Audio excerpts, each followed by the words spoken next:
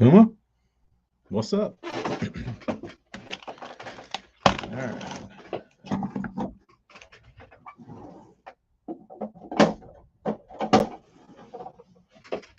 JW Fishing, saw you followed me today. Did your account get deleted or something? Casey, what's up? Ah, let's see here. Have an interesting. Oh, I did something interesting on my website a few minutes ago. Um, my I use Wix to house my website, and they have this new thing. It's like a rewards program. So when you, I haven't really figured it out quite yet, but it's up. So what it does is, like if you spend for every dollar you spend, you get like 10 points or something, and then you accrue points over time from what you buy on the website that give uh, discounts. So once you accrue like 100 points, you get like a 10% coupon, or you get 200 points, you get 20%. But um, I haven't really set it all up now. I've just got like a 10% coupon right now because I didn't have time to go through it and do all the math. But well, welcome back, JW. Riddle Jeff, good to see you. So if you get an email, that's what that's about, which is cool. I wish I would have had it. I wish I would have had that sooner. Um,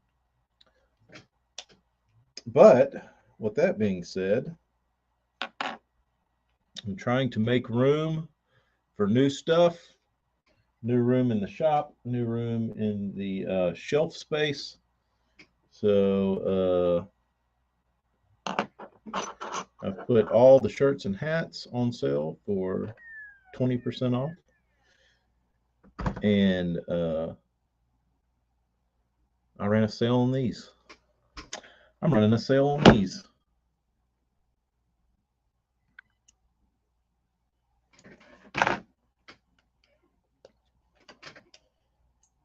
Because I'm in the giving mood. I'm in the giving mood. Fishing the southeast. How goes it? Excuse the cough.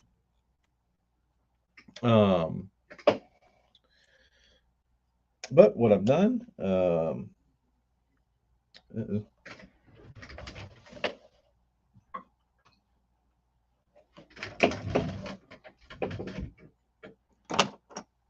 I just saw Morgan's order. He's in early. I didn't say anything to anybody. Now is the public release of that the baits are on the website. Round one. This is like the 12 days of Christmas, but fall.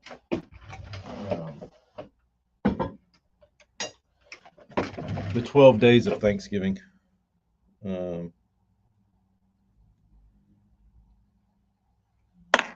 But what you'll get here, I'll show these. So they're coming in a 2-pack. You'll get this one is Snow White top, Snow White bottom. It's got some glitter on it. You can't really see it, but it's got glitter on the top and bottom of the gloss. And then on the matte finish, this one has a bone top and a bone bottom, no glitter on the bottom, and it's got a little bit of purple glitter on the top just to break things up. Didn't think it would hurt, so I put them in a 2-pack. You get one gloss bone I mean, one matte finish bone and one gloss white.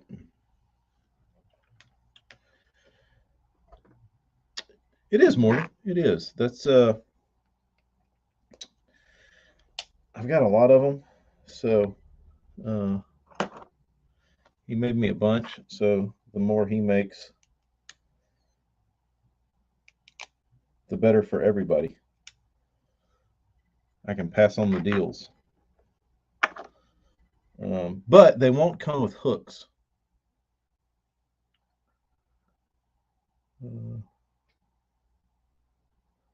Got to go to the little southeast. Is quality horrible? Nope. Got to go to the little gear icon and click quality and put it on 720 or 1080. So Morgan, I'm sure you don't care. You're a hook changer anyway, but I'm not putting hooks on them. Main reason is I tried to order hooks and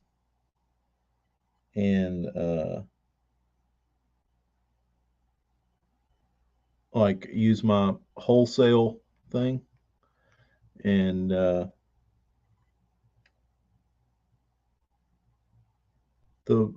place I ordered them from didn't recognize my account. Like my account was like locked from. I think it was because I hadn't bought hooks from them in like a year, and yeah, they like suspended my account for inactivity. So you're like you're gonna have to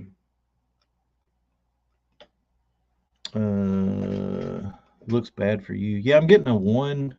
I'm getting a 1 bar of signal. YouTube looks fine, but I'm not. Let's see. I don't have anything running.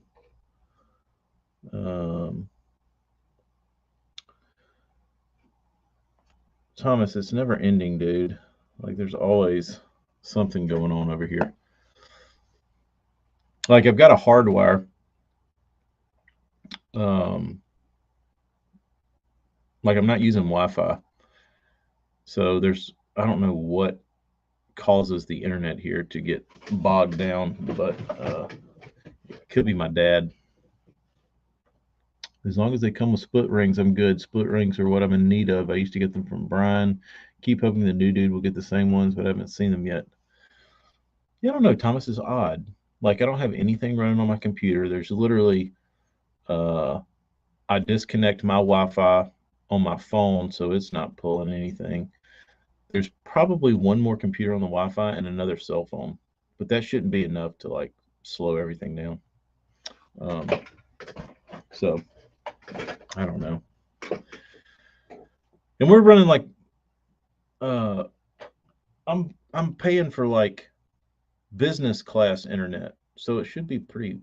It's supposed to be fast. Maybe I need to have somebody.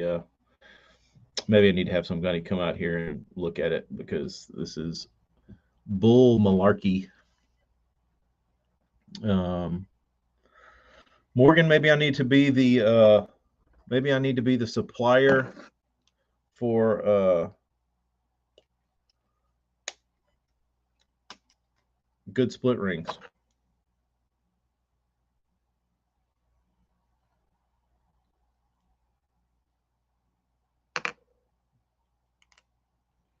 I could get those. That didn't look good.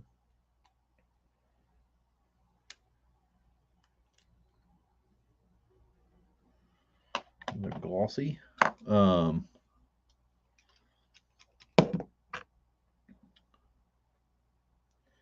knows? Who knows what's going on? But yeah, it's bad. It's bad when your phone signal is better than your hardwired internet.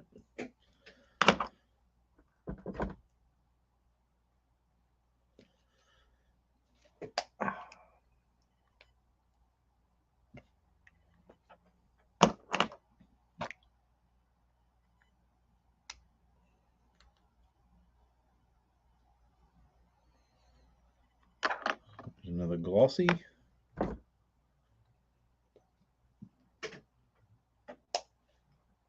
I hear a lot of people. I get asked about split rings a lot, and typically, when people need them, I'll send them to them because I've got a lot. That's like the like when you go to a restaurant and you leave and you get a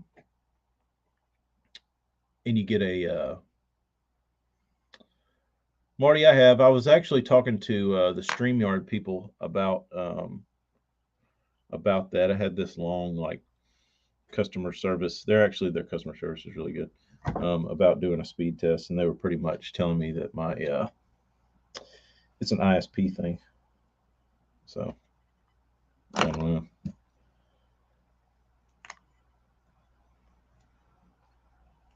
There doesn't seem to be any rhyme or reason as to when it goes bad.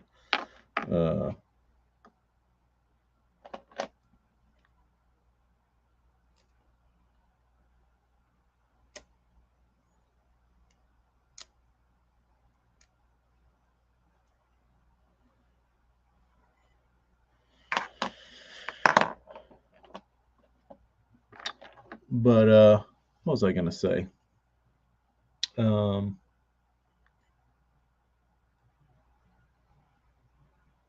Oh, split rings. When you go to a restaurant, you leave and they've got like toothpicks and mints, and you're like, "Ooh, Andy's mints," and you can grab one of those. That's like my shop is that for split rings and bobber stoppers. Like whenever my buddies stop by, uh, they're like, "Let me get some of those split rings." Like, all right, I'll give them a little baggie full, and they'll say, "Hey, you got any bobber stoppers?" I'm like, "Yes." And I got a here's my bobber stopper for guests who come by and need bobber stoppers. Just grab you a handful, get you some. That's my shop gift. If you really need Indiana blades, I've got lots.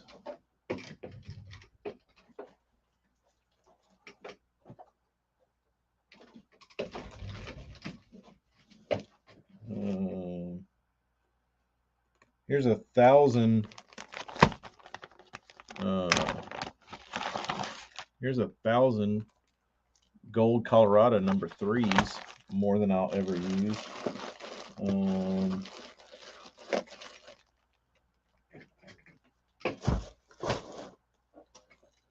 There's an old 1 minus.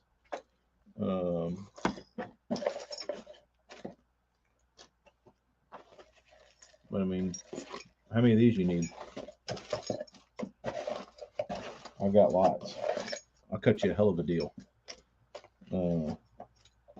Like I said, I don't build that many spinnerbaits anymore, so I really don't need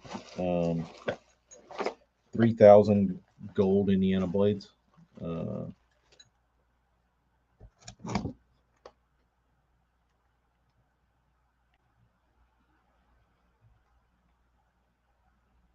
That's my bucket of split rings. It used to be more, but it's dwindled down. So I've slowed down on my split ring generosity because they actually go pretty quick when you start using them.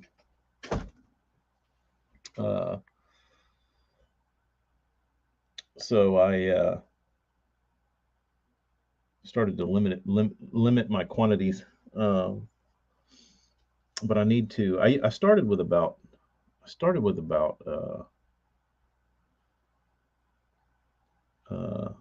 30,000 of those, and I'm down.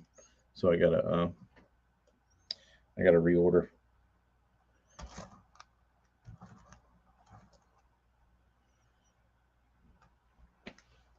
AJ Mindy, what's up, dude? Burns, I do. Some things I lack in. That's one of them.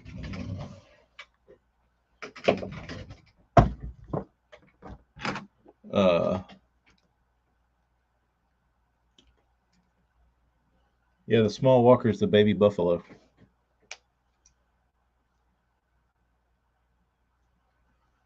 I talked about that last week.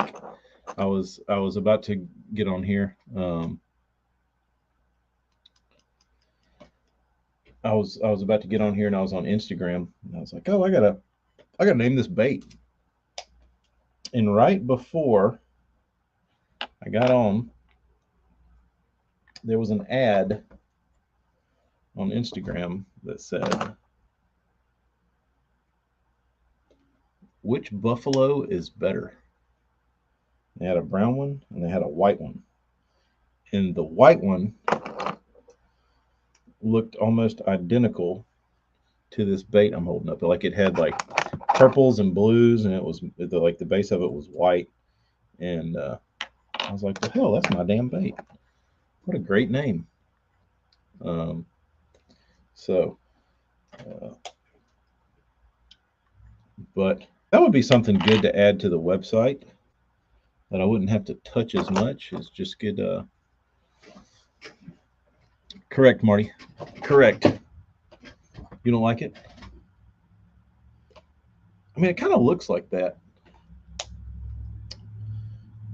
Like the taper of a buffalo head. They've got like the big giant head. Nice little taper.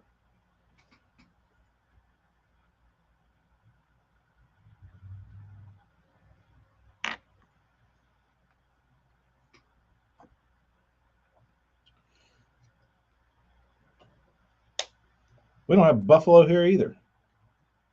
But I think buffalo are cool. Only thing we have buffalo nickels here still.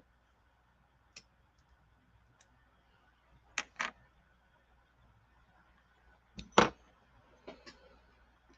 many baits do you paint in a year? I don't even know. I don't have a number. I try and meet. I'm just my number is as many as I possibly can. Uh,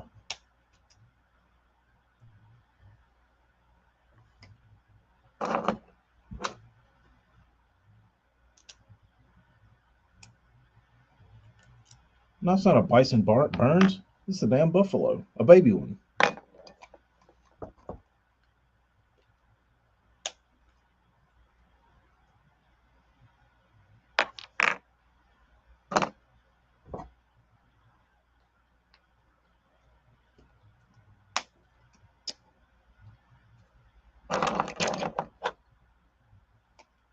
At least 12. If I can get 12, I'm good.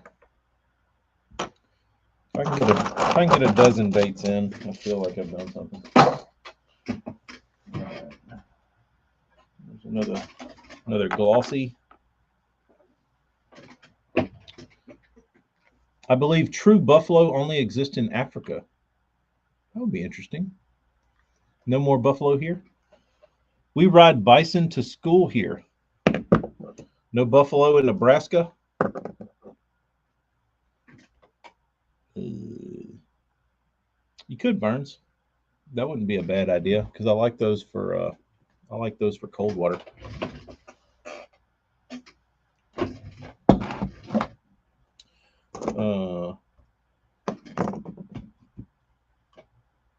I don't know. Do we have any buffalo experts in the crowd? So here's the matte finish one. I don't know if it's going to show up.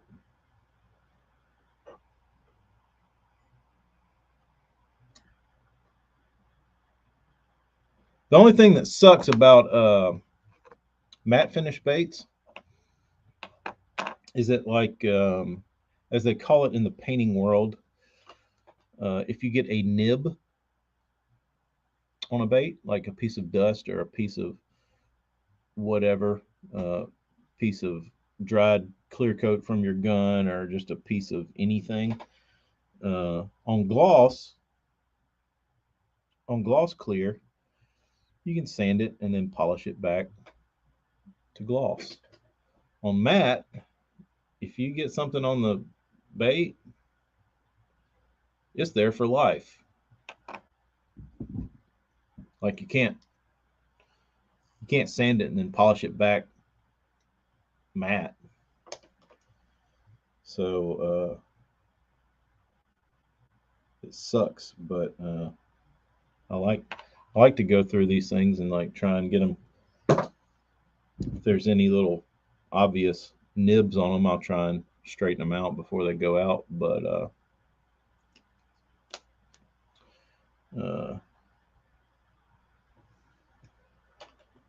the old matte finish, none of that is happening. You just got to roll with it, or you can sand them and re-clear them, which sucks, but it's the only option for that.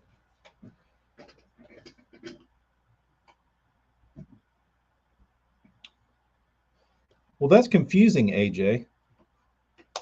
The American buffalo is a bison. Thanks for the follow, Tank Williams. What does that even mean?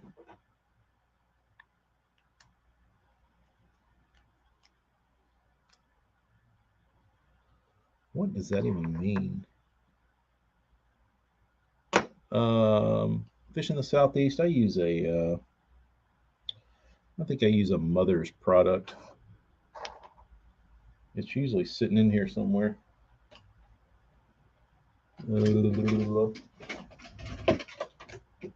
Excuse me, it's Meguiar's.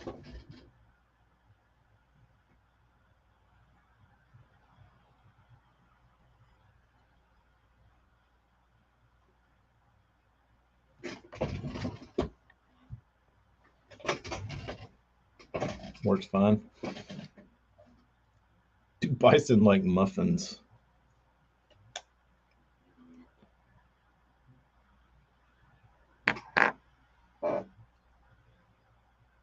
Kyle, what's up?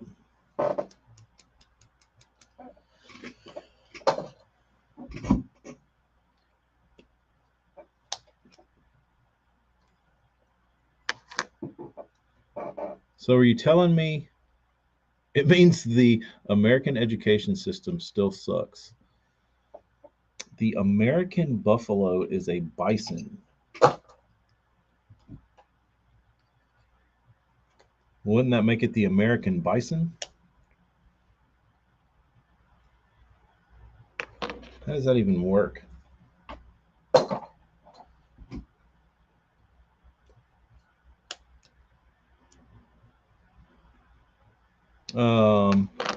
You can do it by hand. I have a little, I have a Dremel Versa that I polish with. Travis, the bean will be Beetlejuice bean. There you go, Morgan. I don't know if I did the math right or what, but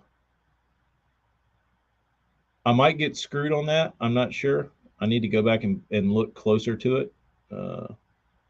Like you might be able to buy like one swim jig and then get like 20% off, and I'm really screwing up, but we'll see. It never was a buffalo. It's always been the American bison. That is odd because I feel like I never learned about bison growing up. I always learned about buffalo as far as like Native Americans out west. So this whole time being educated as a child about buffalo, there was no such thing. Yeah, just take the hooks off if you're polishing. Cruella and a Dalmatian. Ooh, that'll be fun. South Jersey, it was good. We went to Baton Rouge and hung out. Did a little Halloween festivities over there.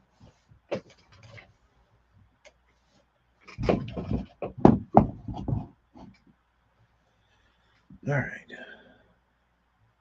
520 points. Holy shit. Yeah, that is wrong. I'll have to change that. It was supposedly like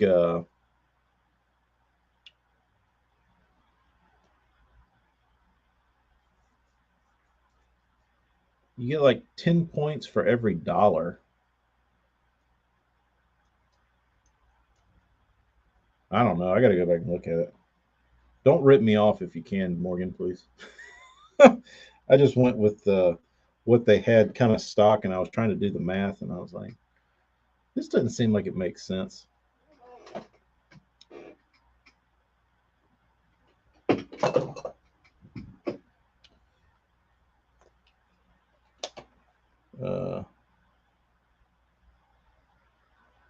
The Spanish just called them buffalo because they related them to the animals in Africa. Interesting.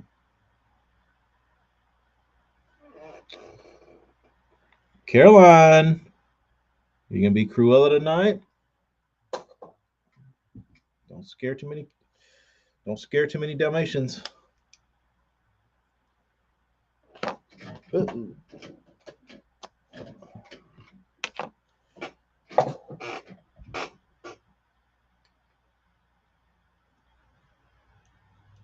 Burns, you do. You have a running tally.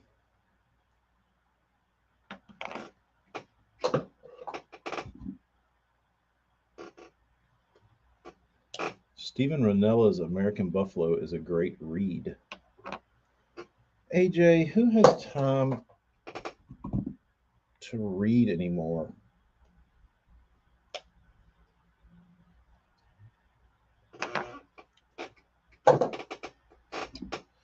Who has time to read? If you want to read a book about the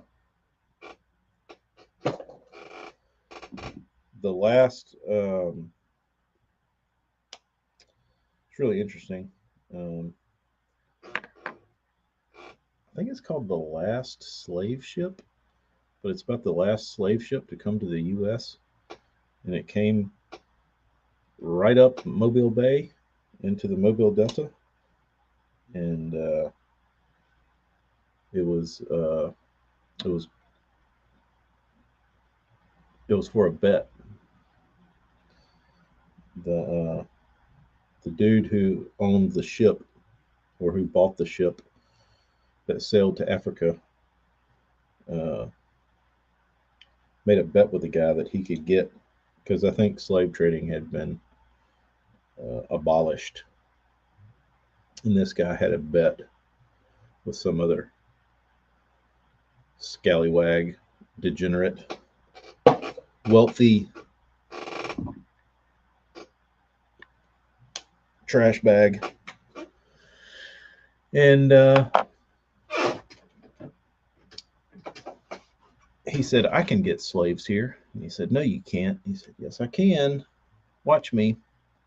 So I think they had a $20,000 bet, and I think it ended up costing the guy like $100,000 to get this boat back, like to get the boat, pay the crew, get the boat here. I think he ended up spending $100,000 to win this dude's 20, which shows what a real loser this guy was. That he was willing to A, enslave people, B, take them from their country, risk their lives and his crew to get them here for a $20,000 bet that he was willing to spend $100,000. So it obviously wasn't about the money, but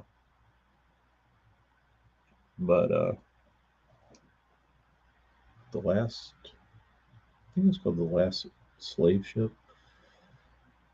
The name of the boat was the Clotilda. But anyway, once they got all the people off, they set it on fire. Very interesting story.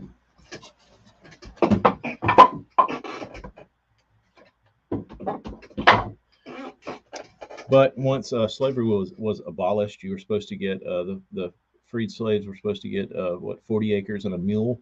Well, they didn't get that, so they were pretty upset about it, and they pulled all their money together and ended up buying a piece of property down here, and started their own community where they spoke like in their native tongue, and used their native ways of farming and that kind of stuff, and named the town Africa Town, and it's still here.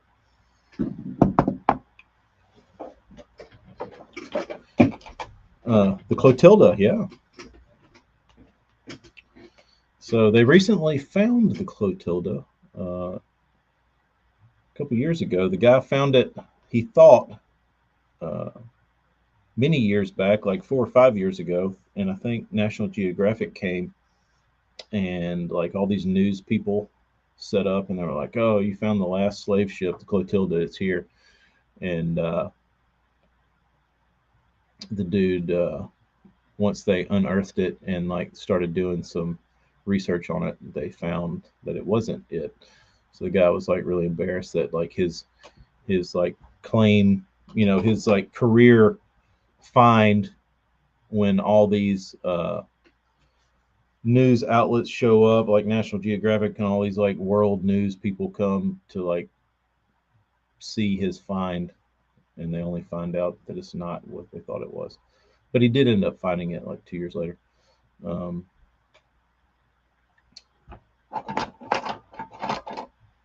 Marty, I didn't count 4 extras, I counted 2. These 2, and they're sitting right here. Let me make sure.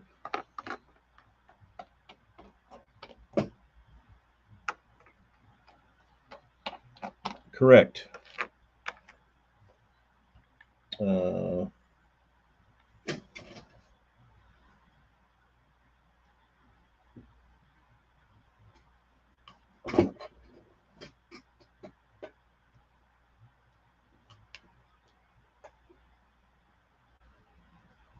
Tips on cleaning sticky paint on an old wigglewort. Um,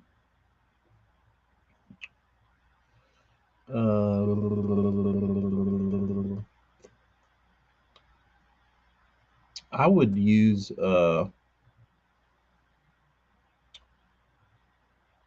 are you wanting to do? Are you wanting to take it all off, strip it down to nothing? If you want mild abrasive, I would maybe try like a magic eraser. Will take paint off um, of a wigglewort. Um, but if it's really bad, I would dab some lacquer thinner onto a napkin and kind of go at it that route. Um, but typically I use lacquer thinner if I'm trying to like get it going. Um, but you have to be careful with that, because if you like rub too hard with a lacquer thinner soaked rag, you're going to get um, you'll melt the plastic and get dimples and stuff on it. So,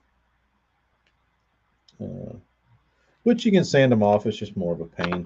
So I would be careful. Uh,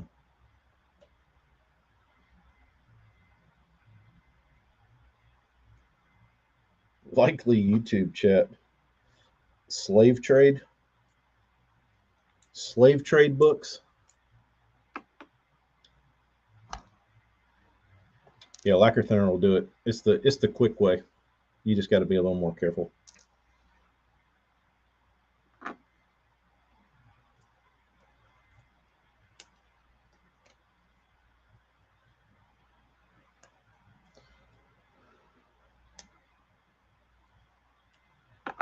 Hella has the hookup sent you a cease and desist on flaming their bento box.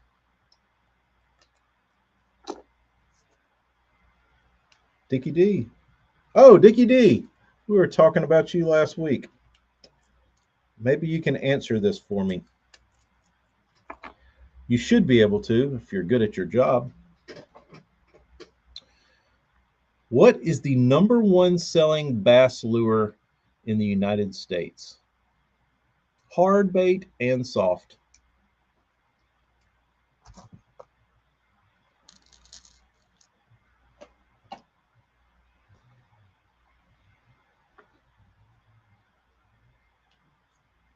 What is the one?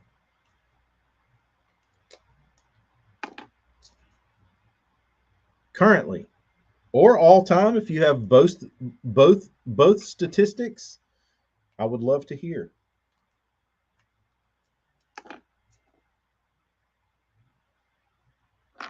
currently would be interesting. What company right now specifically cannot make enough of this one product?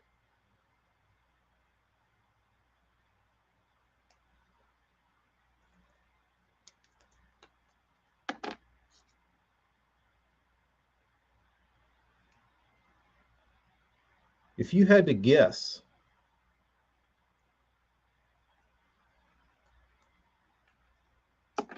they don't sell that much bass stuff, so he's not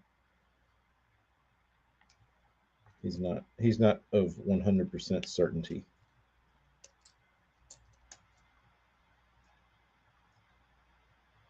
But it's 100% on a Walmart shelf. We mentioned that. We mentioned that.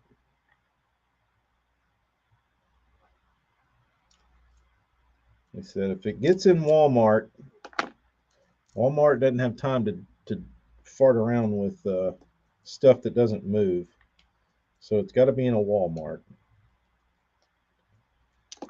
Said if you want to see what sells, just go shop at Walmart.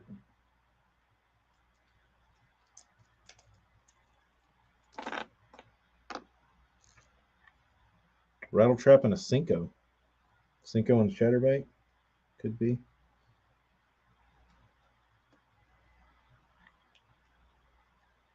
I really don't even know. 1/4 ounce original chatterbait and a white pearl zoom fluke. That seems pretty pondy.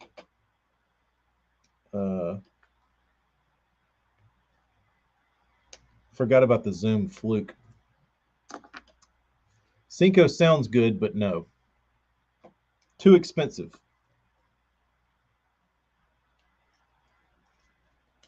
Price point isn't right.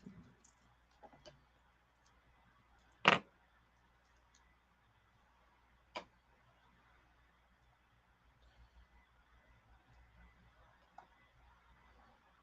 got to be priced right to be king ding-a-ling.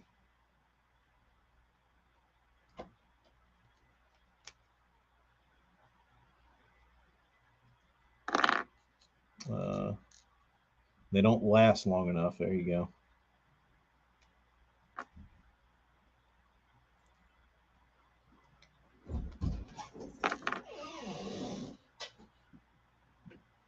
Oh, gracias.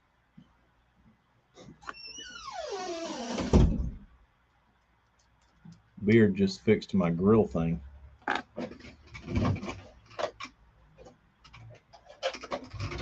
I needed a new handle. Old man fixed me up. Hopefully this one doesn't rot away.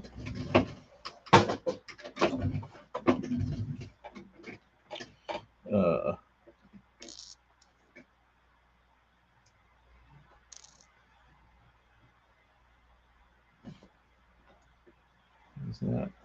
Trickworm, yeah. Cheap ass marabou crappie jigs. Yeah, those are probably up there. Beetle spins. Everybody's got beetle spins. It's funny to think about, like you've got a company like an old company that we grew up with, like H&H,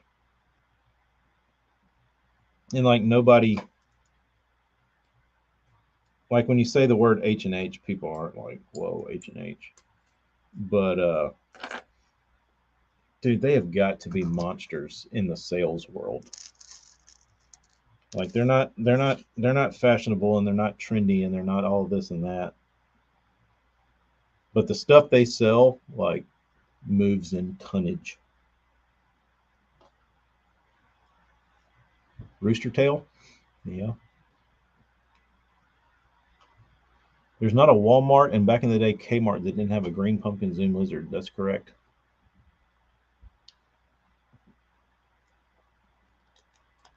H&H is awesome.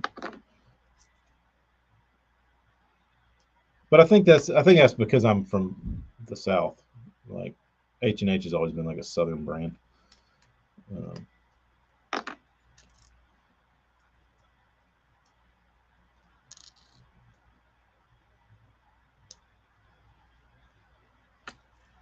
I wouldn't say a southern brand. It's just everybody knows about it down here because it's right up the road.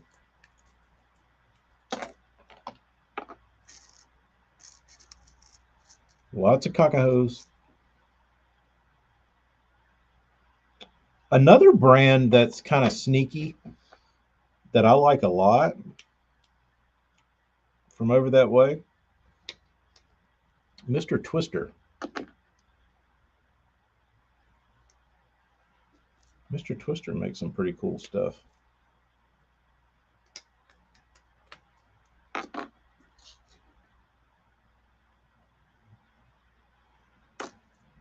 Not that I recall, Marty.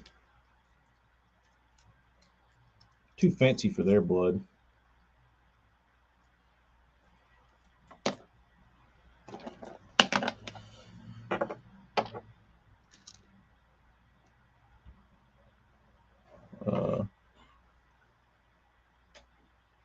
Green pumpkin was a mistake color.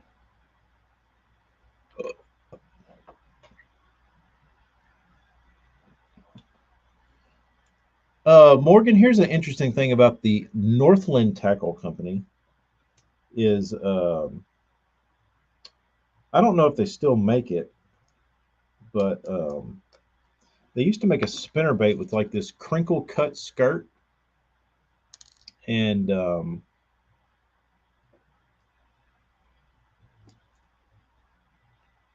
they used to sell them at a sporting goods store here at Quince. And they were really cheap, but they looked awesome. But for whatever reason, I never bought them. And looking back, it's like, dude, I should have been throwing that Northland spinnerbait. Like the price was right. They looked good. They had like really good painted eyes. Like the eyes on them were painted real good, real good. And I feel like the hook's always good enough on one of those. Like looking back, I was probably more worried about the hook. Reed Runner, yeah, that was it. Those were good looking baits, but I never bought one because I always like I didn't know much about Northland. I didn't know if they were like a real brand or if they were just like Northland wasn't a thing down here. So I wish I would have given a little more respect to Northland back in the day.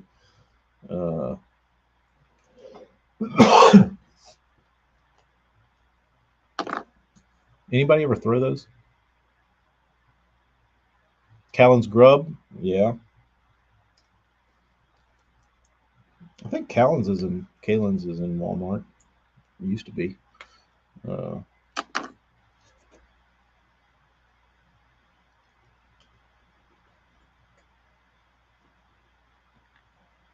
Radio Shack. Slide into Circuit City, get me a AM FM radio. I'll be right back.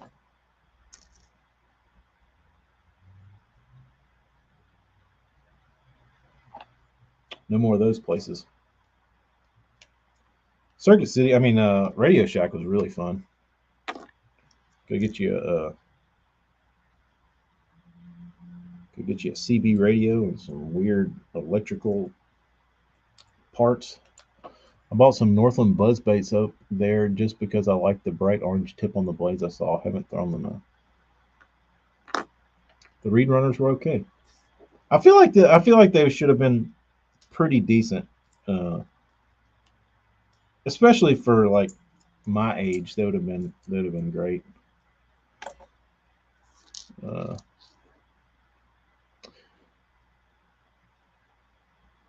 Yeah, I don't know what it is. I don't know what it is.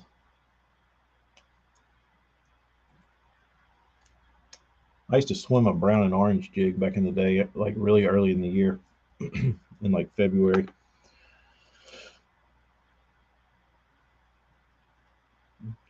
Jig was brown and orange, brown chump, super chump, whatever. spray the or dip the tips of the tail in orange. I think it was Smash.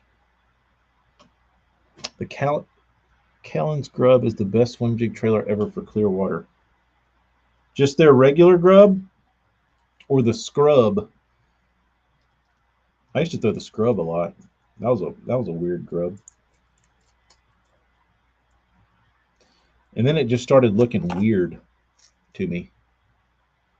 The backbreaker TV. I can remember when my dad went to Circuit City and got the old huge box style TV. Oh yeah, we still got we still got one in the back of the shop because you can't take those to a dump. You have to I don't know what you do with them. We got old TVs laying around everywhere.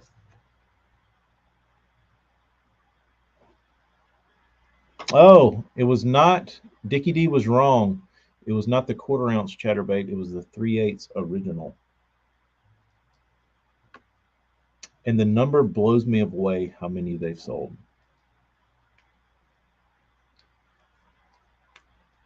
I think that's what I was getting at. Um, Dickie D, like you got a company like Johnson or somebody that makes the Johnson Sprite spoon. Like when you've got like that one product and you don't need to like reinvent yourself every like 6 months, we would probably be it would probably scare us to see the amount of products that these companies sell of like one thing that like everybody has, like a beetle spoon or a spoon or just something really dumb like that, or a pearl zoom fluke. Like those single products probably make up for a lot of all the other lack of sales. If you fish the Arkansas River tournaments here, every single boat has a red or orange kicker blade spinnerbait on the deck at all times. 12 months out of the year, doesn't matter. I think some guys down here started doing that.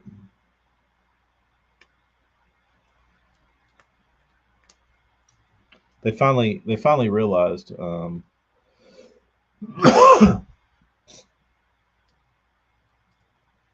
they finally realized that fish will eat that thing 12 months out of the year. Most companies do 80% of their business and 20% of their SKUs. That sounds about right. If I go to Walmart site and choose in-store bestseller is the Strike King jig followed by a Zoom trickworm. It's probably pretty accurate.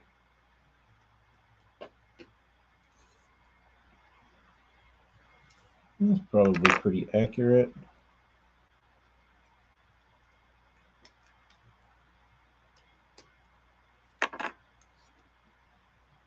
How many jigging spoons do you think Cotton Cordell has sold? A mini. The CC spoon. That's a good one. Don't forget you had to turn it on, and the tubes had to get warm.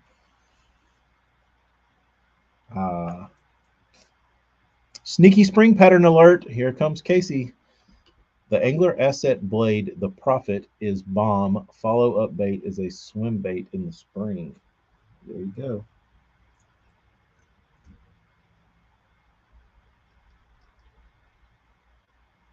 There you go. TK, what do you think of the most overrated bait of the year? Most overrated bait of the year.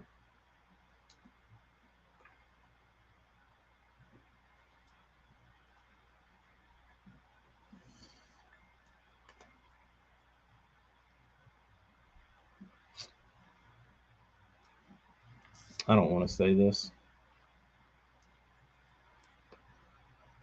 I don't want to say this.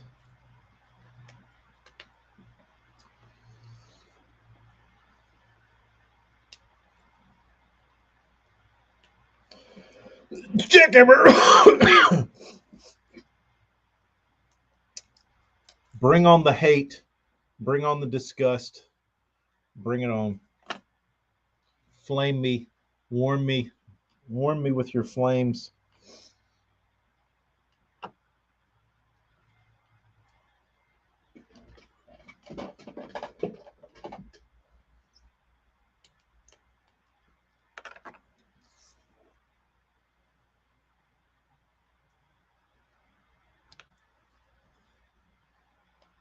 Let's hear it.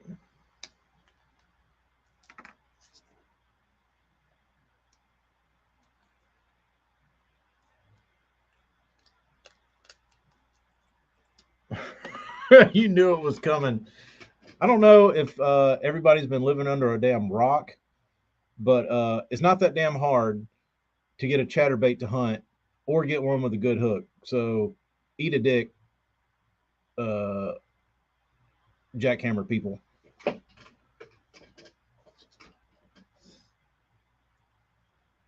ain't a damn miracle worker.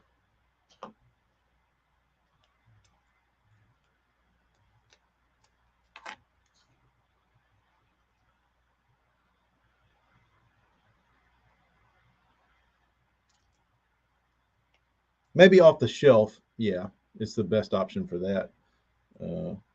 But there are ways you can make off the shelf ones do what you want to do to them. The hook was always my beef, though.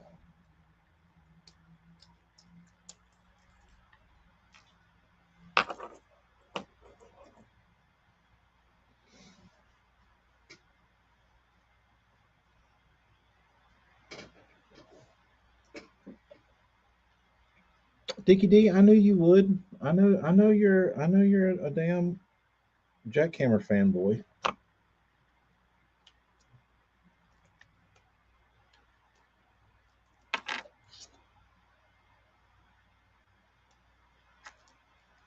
I'm just saying, when the jackhammer came out,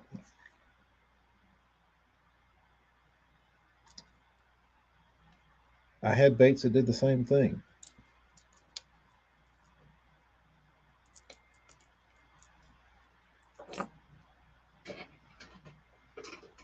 Sean, I'm not. I don't drink the Kool-Aid. They're nice baits. I do like the hook. But other than that,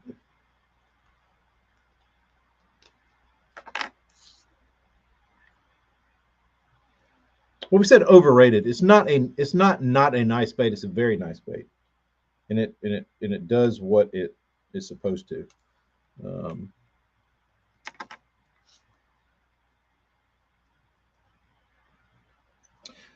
Dickie D, that's a good one. The most overrated bait this year is probably the Working Class Zero swim bait.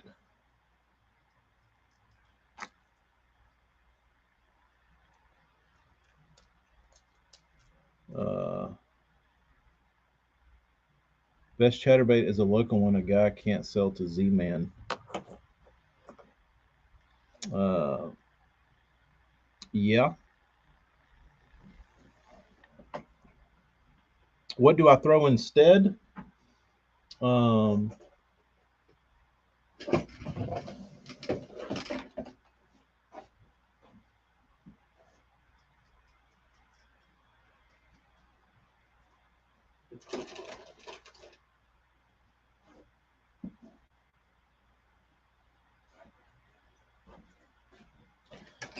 looking for my blades. I don't see them.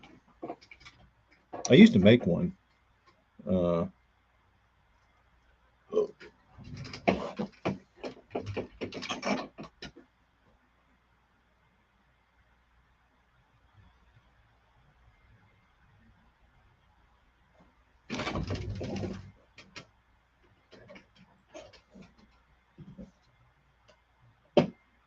this is the moonshine for bait makers.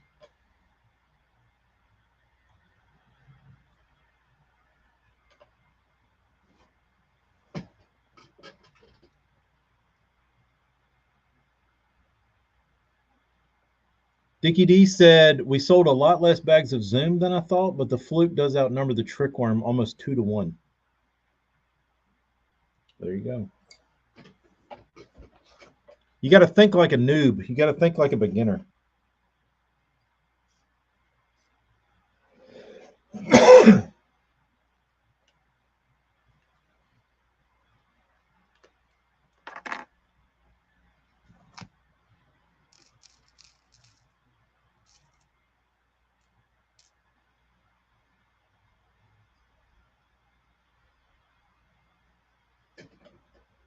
Oh, sorry.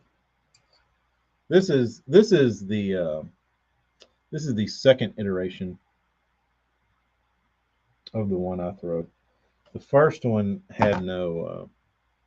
I don't have my original. I don't think. Yeah, I do.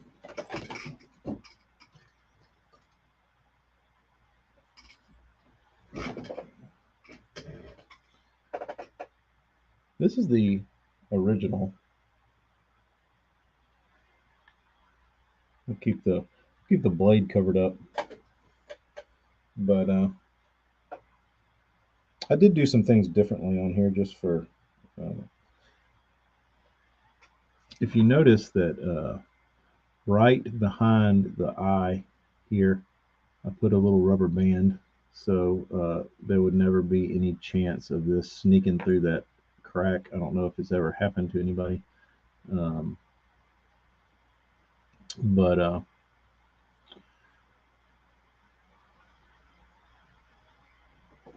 that's the one that's the one I throw now. I don't have that many left, but this is the one. Just this, I mean, it was like old style chatterbait. This one, I probably won 20 grand on this one.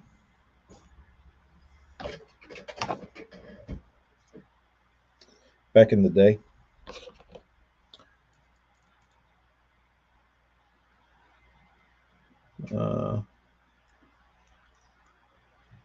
I feel like I used to catch more on the Elite, but better bites on the Jack camera.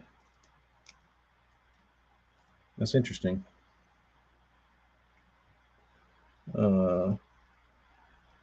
Rather throw a good spinnerbait any day than a chatterbait. Not sure why. Maybe just stubborn, but the bottom Beeble chatter scrounger spinnerbait fixes that. It sounds confusing, South Jersey.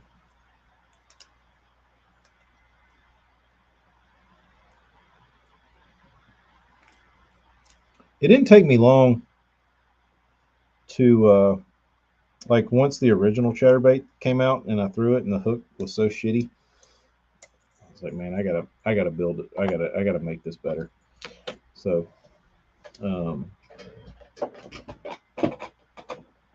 yeah, I'm with you, AJ. I don't feel like a spinnerbait and a chatterbait are interchangeable. They are different. They are different baits, and I think they catch different fish.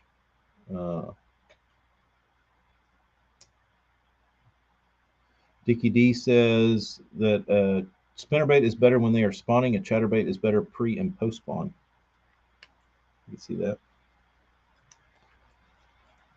I can see that. I like anything Picasso does. They seem like a great company. I don't know who's the brains behind Picasso, but they seem like smart people. Hopefully they're not dickheads.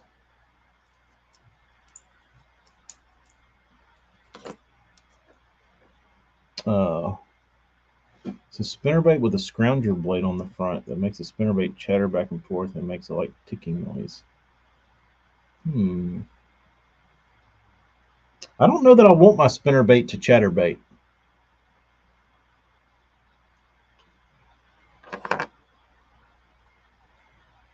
It just kind of rubs me the wrong way.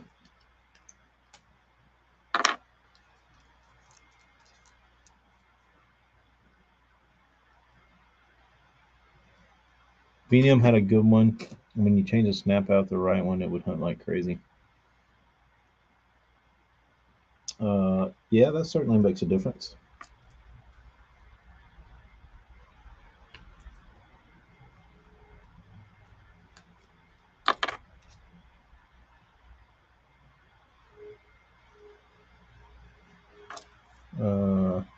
The Booyah Boogie Bug. That was the one that had like the it had like the wave on the top of the blade, right?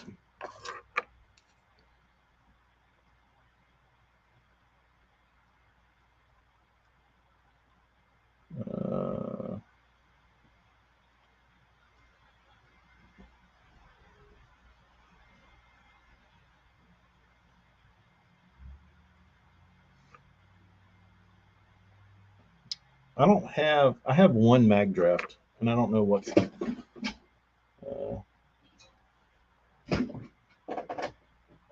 a shitty color, but there's only one color to throw, and we all know that. And it ain't that one.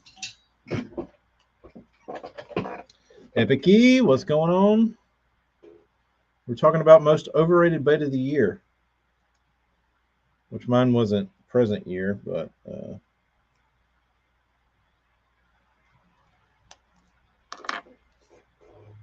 lot of people said the Working Class Zero swim baits.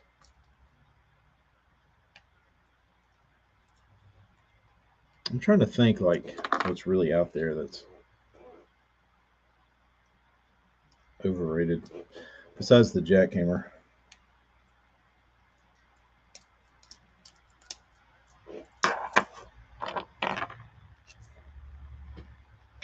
Put a screw-in blade behind the hook and actually helped, and they smashed it. That's interesting.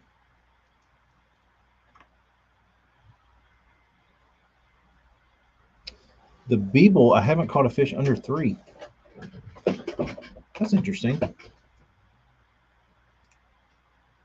So the extra vibration seems to get you a bigger bite. I don't know what Eric's doing on the tubes today and not on the gram. He's converted. I've had a pack of Working Class Zero Citizens for 3 years, and I've not caught a fish on them. The only thing that bugs me about those things is like I see so many guys that like try and rig them, and they spend so much on the bait, and then they try and rig them with like a screw lock, and if it's not like dead center, they're like bait's destroyed. So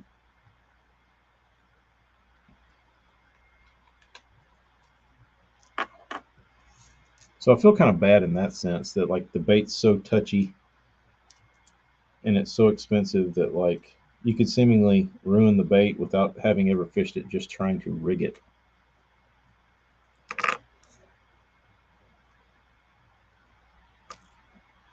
Which to me is a design flaw. If you're designing a bait that's that specific, design the whole marker in the bait so anybody can see like there's a big X. Stick your center pin in the X and you're good. Or a bullseye.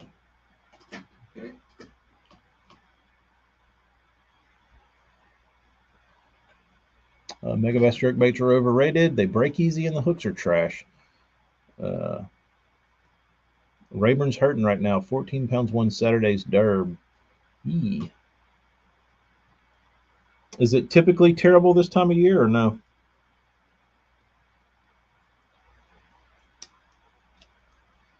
I mean, weights are usually pretty bad here in this time of year. It should be getting better, but October is usually a weird month around here. Not here, but generally the state of Alabama.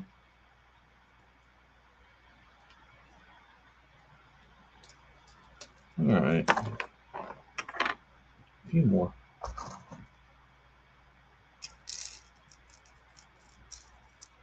The more you tear up, the more you sell. Yeah, but you at least want guys to be able to get them to the lake. You know what I mean?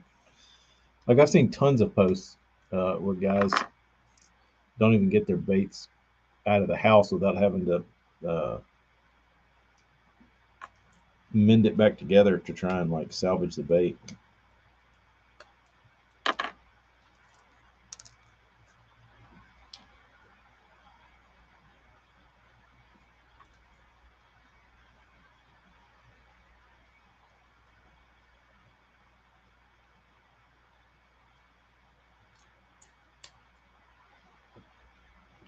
Let's see. Lake turning over, fish are confused, and pressure seems to be getting to it right now.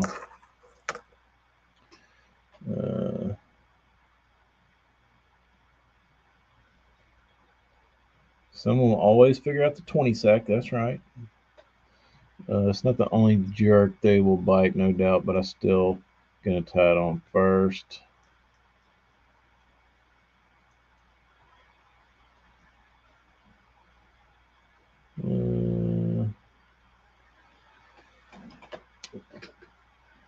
What's my thoughts on the Lucky Craft USA series baits? I think Lucky Craft USA was soaring with eagles, and now they're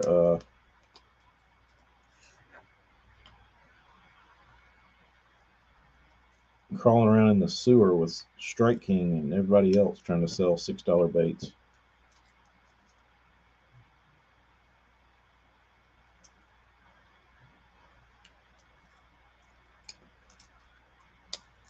Have they put out new baits, or are they still selling the same old ones?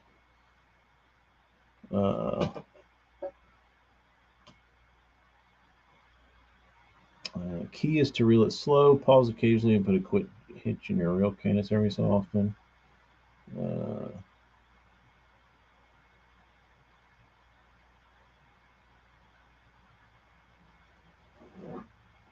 Did you hear about the new method that will eradicate the invasive Asian carp down south? They were successful in Australia by introducing herpes, and it only affects the Asian carp. That would be great.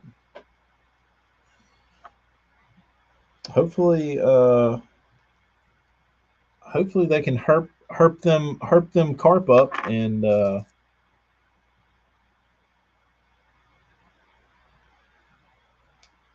get rid of them. Lucky Craft made everything so complicated. They're just adding a hook to every 2-hook bait. I haven't seen or heard out of Lucky Craft anything in quite some time, so I don't even know what they're trying to do. They lost me when they went to $5.99 RCs with shitty paint jobs on them. So, nah, y'all done.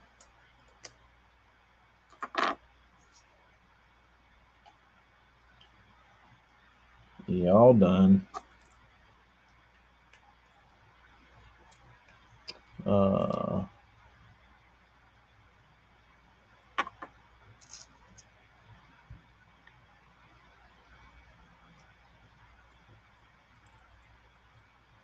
Weekend of deer season and weather had the dude fishing miserable, probably. That's what I'm saying, Morgan. When they were $20, they were great, and they sold. Like, you can't tell me. I mean, I don't know. I'm sure their business people know more than me. But I think you lose people's trust, Dickie D. I think that's what happened. It's like you're selling somebody something for $20, and then they wake up and they're like $5.99. You're like, wait a damn minute. You were selling me these baits for $20, and now you're trying to sell me the same bait for $5.99. Why was I paying $20 again for it? Like, oh, you dicks. So it's a $5.99 bait all along. Which I understand that the originals were made differently and painted differently and looked better and everything was better, but to the average consumer, Yeah, it's a different bait. Everybody, we all know that they're different, but like to a guy walking in the store, that's what he sees. Like on in the package, nobody knows that they're different. It's the same bait, same package, same company. The only thing different is it's $15 less, which I think is a bad look to just for shoppers. Like Lucky Craft doesn't have a representative standing at all their shelves saying, "Hey, this is $5.99. It's a different bait than this $17.99." It's not as good. Obviously, the price reflects that. We cut our paint jobs down. We cut our internals down. We cut our fit and finish down on the molds and the blanks, and hooks suck more. And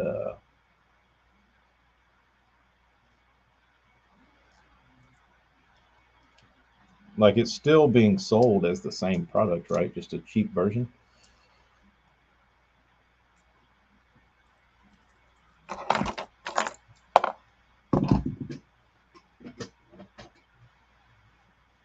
If Ferrari made a $30,000 hatchback, I would think we would all say, "What the f?" Correct. But it's a Ferrari. But it's a Ferrari.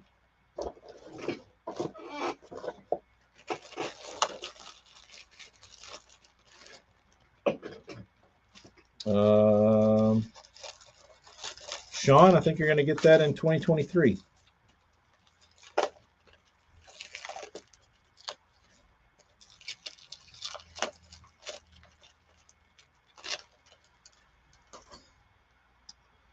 I commend someone who is willing to throw a bait that big for that long. It's not easy and got to be patient. Dickie D, let me ask you a question. So, all these swim baiters um,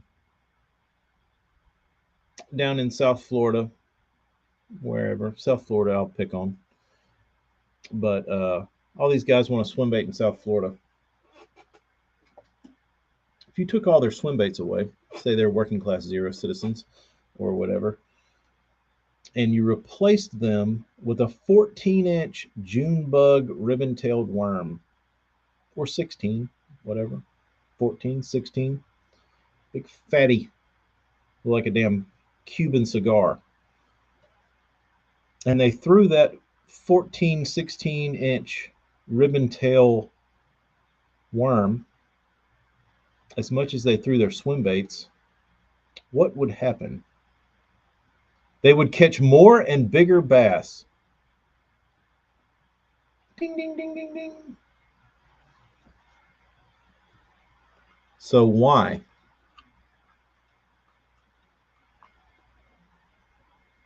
Why would you submit yourself to catching less fish and uh, potentially the same quality for the sake of saying you're throwing one style of bait?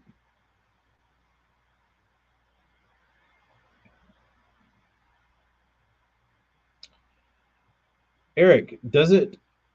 I think there's a huge flaw in your statement, Eric. Throwing, casting big baits makes you feel sexy. It makes me feel like an idiot if there's a guy over there with a 14-inch worm smashing my ass. Am I wrong? Would you rather look sexy throwing your bait while the guy in the John boat over there with his double wide old monster is getting his bait drug around by sixes, having the time of his life? It's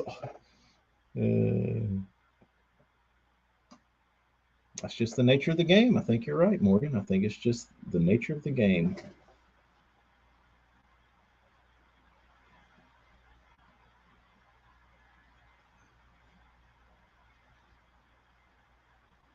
I think the hard baits change things, but the soft baits, trout lakes, it's different. But I think in Florida, if you would replace the big soft baits with a big ribbon tail worm like monster, um, I think it would change things. I say this all the time. If you're surprised you caught one on a bait you're throwing, then you shouldn't throw it.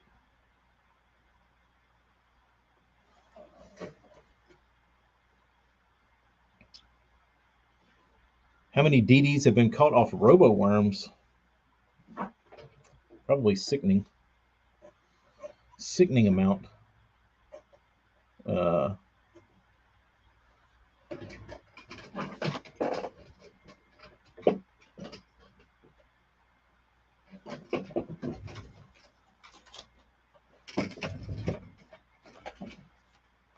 I wonder if I can squeeze two of these in the same pack.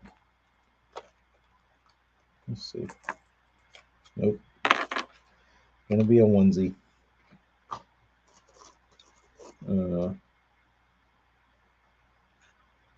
Yeah. Our old buddy Boom Powell down in Austin, Texas, he caught a hell of a bunch of fish on a weenie worm.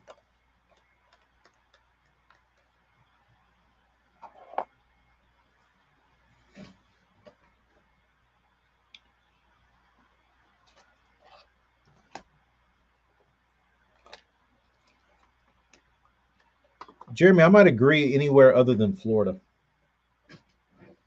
The zone's so short in Florida. I mean, they're all hitting the same range.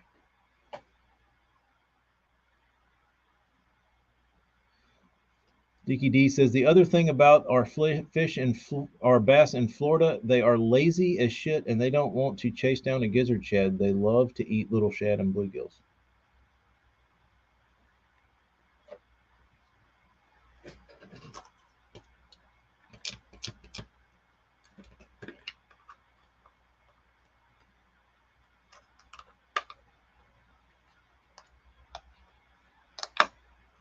I guess the other question is that nobody can really answer is that all these baits are tools, right? And you basically know when to throw a spinnerbait typically. You know when to crank, you know what you want to throw this and that around. When you want to throw a plopper, when you want to throw a buzzbait, when you want to throw a frog, when you want to throw all this other shit.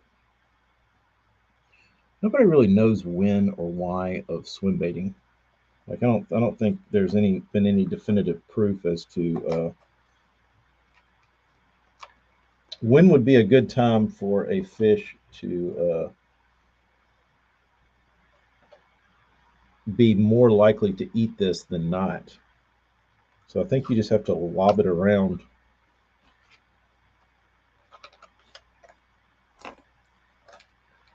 a lot and find that window.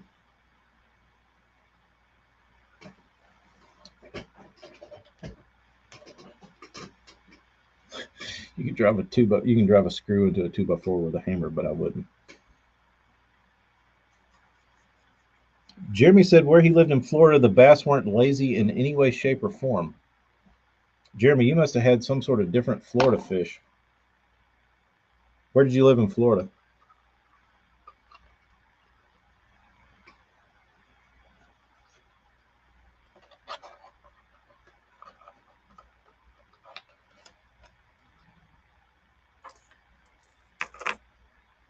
Post Pond, big wakes. Could get behind that. Fort Myers. They got a different strain down there. Were they tidal? That would make a difference.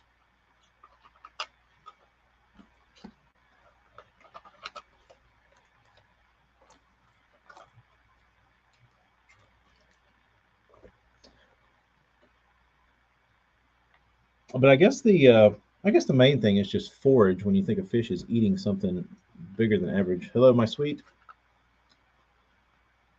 Dickie D, Jeremy says yes, and they were very aggressive and not lazy. Maybe you should slide down to Fort Myers.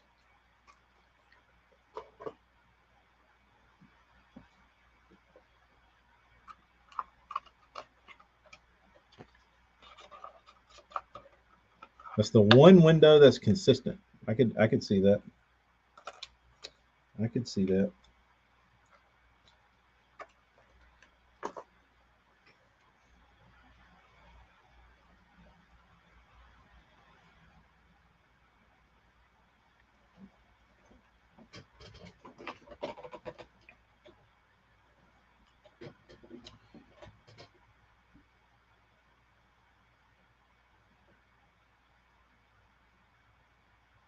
Eric, you're getting it confused.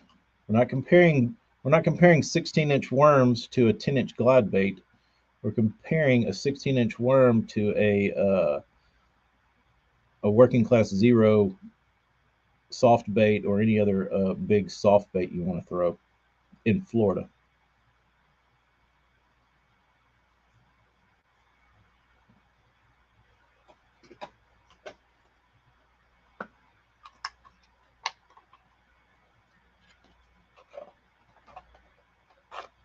And if you replace that bait with a worm,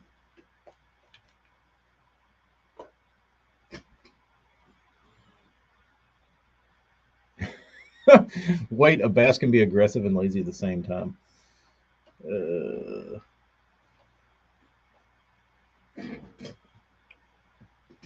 Jeremy fished brackish water down there.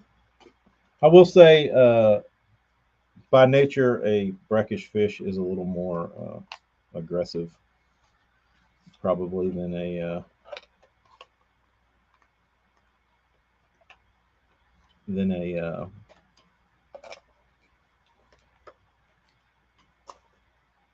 inland bass.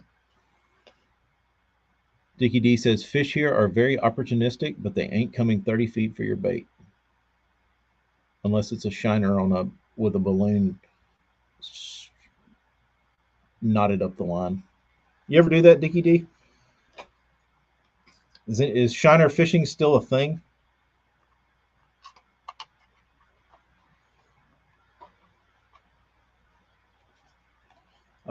Kyle, that probably won't be too far out of the realm of possibilities in the future.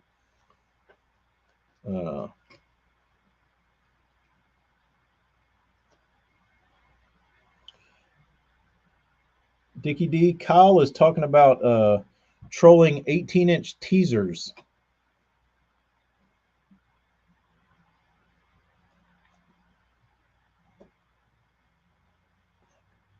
When's that going to become a thing? Trolling teasers through the lake and getting whales to surface on it.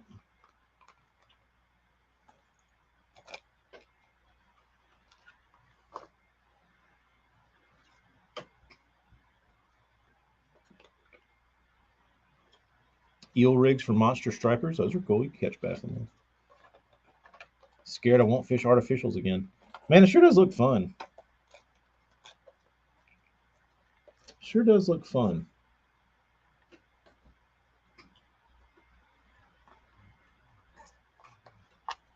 Like, I wouldn't want to do it with one of those like a guide. I just want to go down there and do it.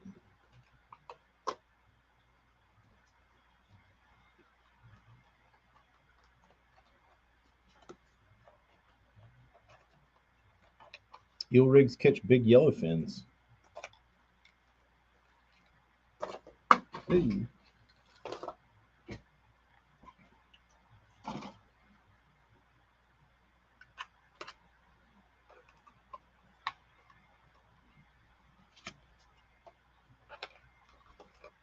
They still fish the water dogs in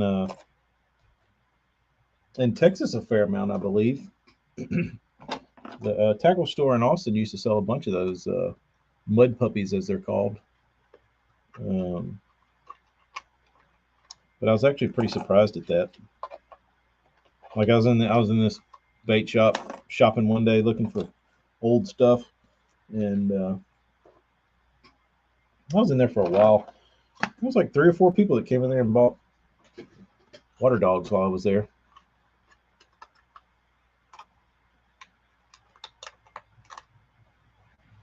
Y'all think that's going to be the next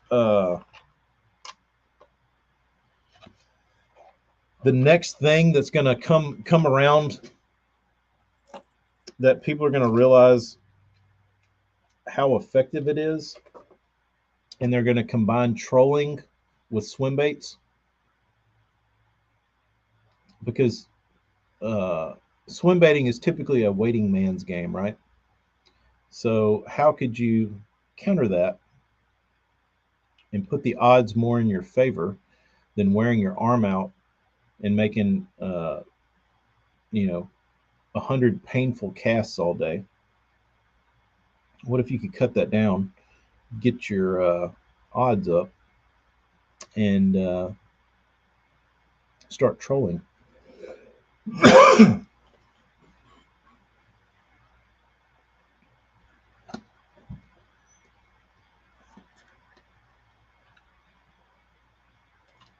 Will trolling ever make a comeback for bass? I say maybe, with swim baits.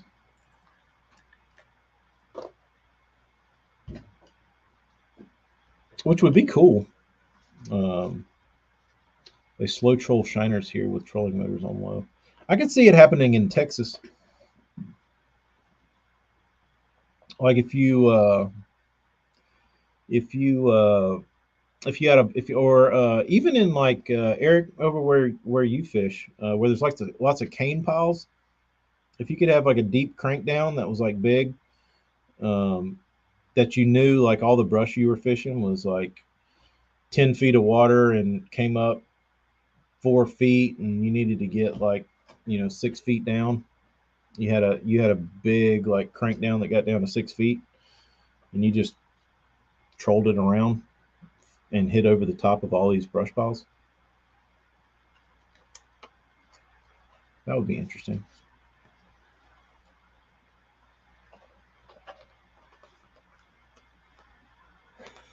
How bad do you need that Instagram pic to troll for bass? That's all that matters now, dude. How do I get that pic? Cast all day, or I could just troll for it. I mean, you gotta think, man. Trolling's a drinking man's sport. So if you like slamming brewskis and catching big bass, why not tie on your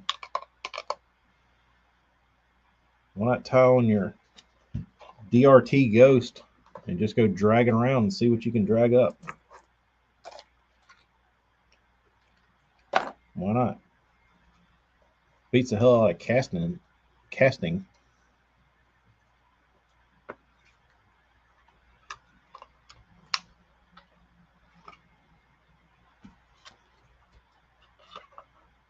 You get a 4x4 to 6 foot. Ever considered trolling, Jeremy?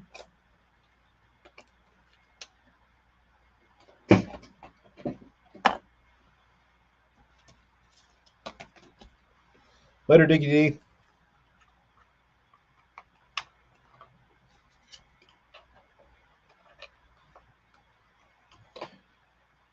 Ever hear about my Mad Dog 2020 days on the boat? No.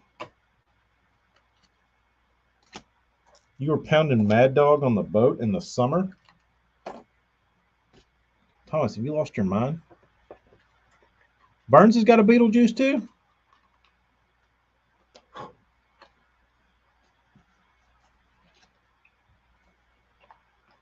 Thomas, you're nuts, man. You're nuts. I like you, but you're crazy, man.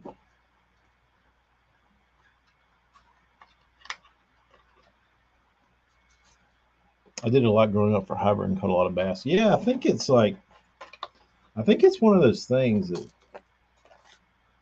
would probably shock the world if it became a thing again. which is probably live scope's probably not gonna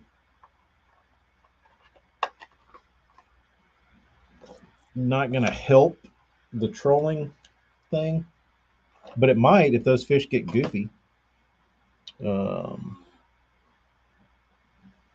Doesn't Mike Gilbert longline some of his stuff? Yeah, no, I don't know. I don't ever follow him along and find out. I never see him fish. I just see him selling stuff. So I don't know. I don't know, Takahiro. Damn. I'm almost out of packaging. This isn't good. Mike does longline. Longliner. That's a long cast. Morgan, no. Jeremy confirmed that he does longline. Which I could see that being a real effective technique for those fish out west that are real pressured and need to get away from them.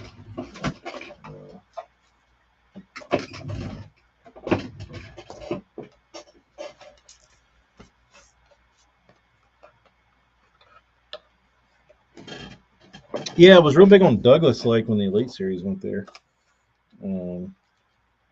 That's what was funny is when you talk about info in professional fishing.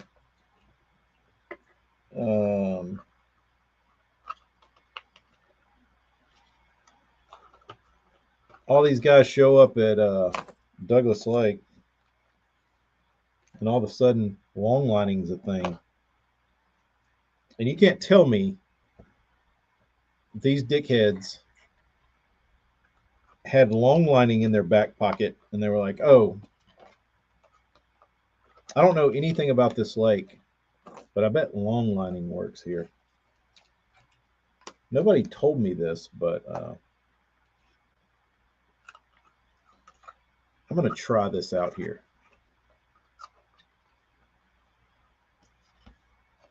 Amy, I didn't want to talk about that because I still kind of feel bad for the bean.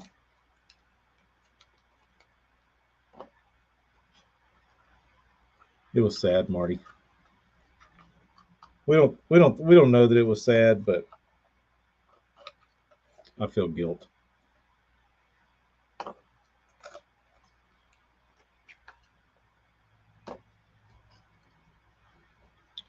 She bought the Vampirina costume, so she had a girly costume for the dance party, and she still wanted to be Beetlejuice.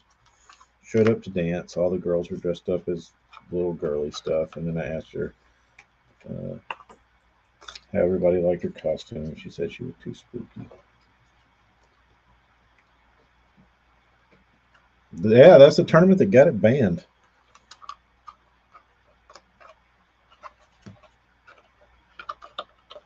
Which I really don't see the problem with it. Like, if you want a long line. You mean longlining isn't the first thing you try whenever you're trying to efficiently break down a new lake you've never been to? No, dude, I know when I go to a strange lake I've never been to, and I'm trying to survive and make a living and earn every dollar I can, I'm going to try and win this tournament on a technique that I'm really, really confident in, like longlining.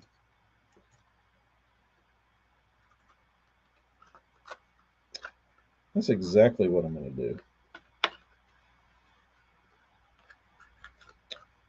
That's exactly what I'm going to do. Which I guess it worked. Didn't the dude who won? Wasn't it one off of longlining?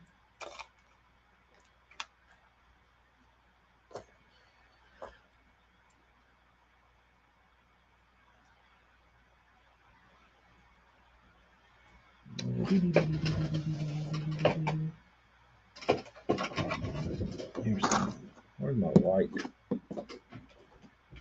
Where my light at? I need my UV flashlights.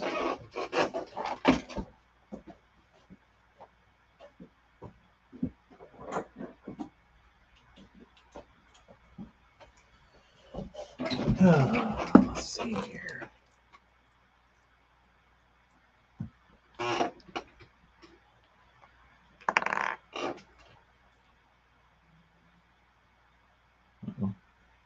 What?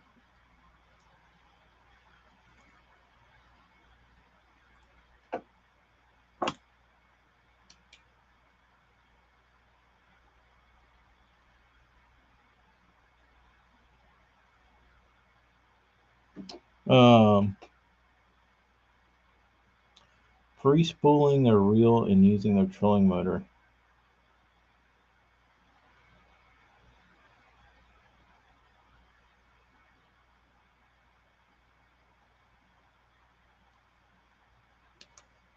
I don't get the long lining thing. What's the argument for why long lining is bad?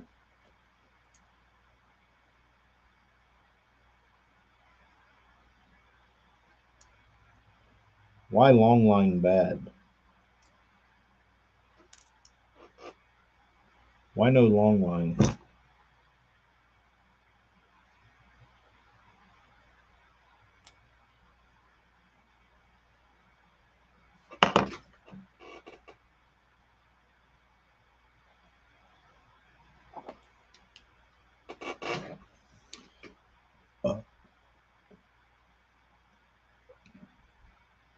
Same argument as A-rigs are bad, I guess. I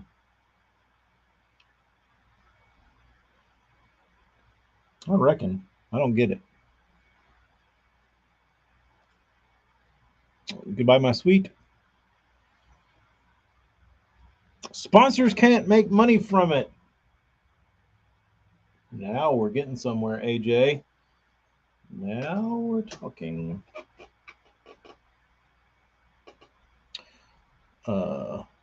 Oh, and while we have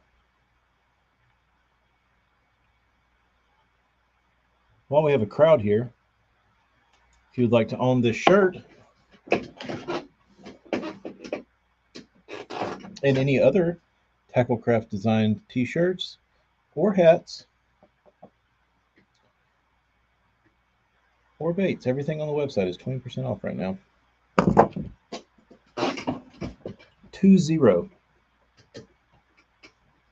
10% doubled.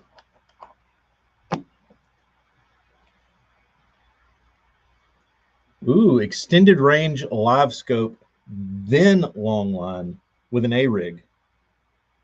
You'd be better off stuffing weights down walleyes' throats than the flack you would catch for that.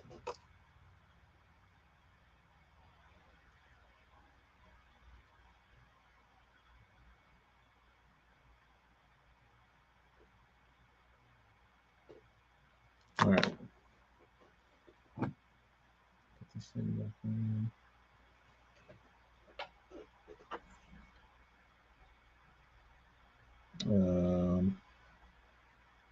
This segment is brought to you by Tacklecraft Apparel.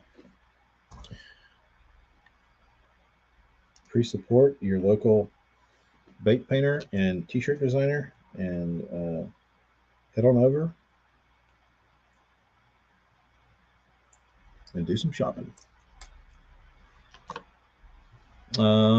Sean, I could probably give you an idea. I don't know for certain, but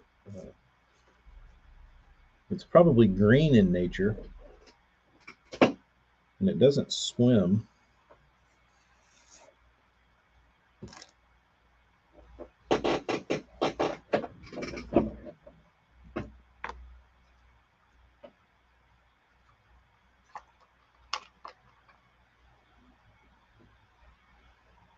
If I were a betting man, I'm not just trying to spread rumor.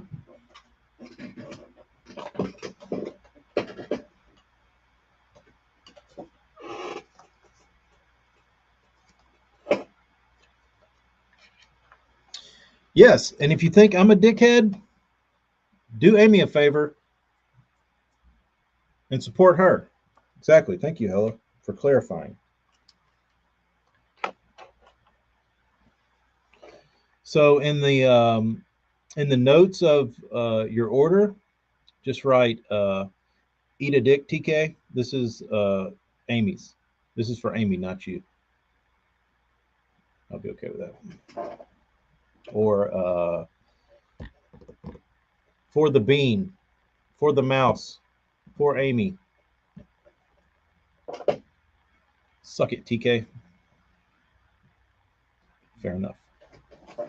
Fair enough. What?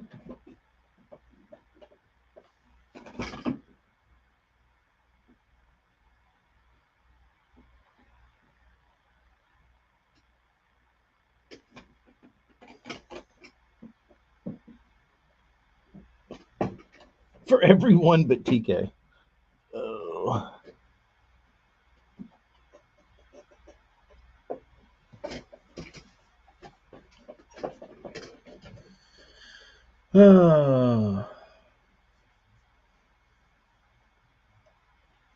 Marty, you certainly can.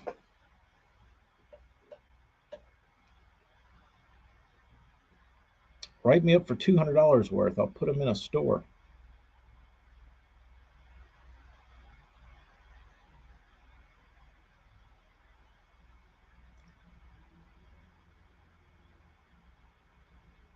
$200 worth at wholesale pricing or retail pricing? That bass has reverse melanosis.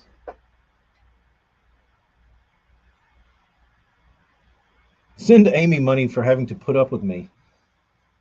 That was a $100 foot reveal. Sorry. There'll be another 200 to take the sock off.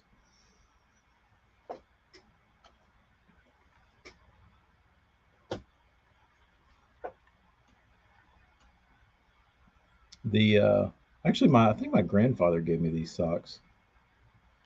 $100 foot reveal. 147. Damn, where does time go? Where does time go? So, all right. If you're tuning in late,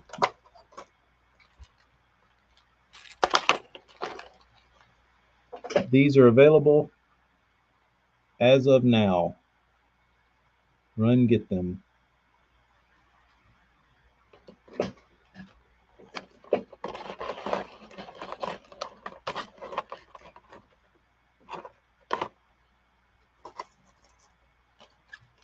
Casey, I'll do the math and get back to you.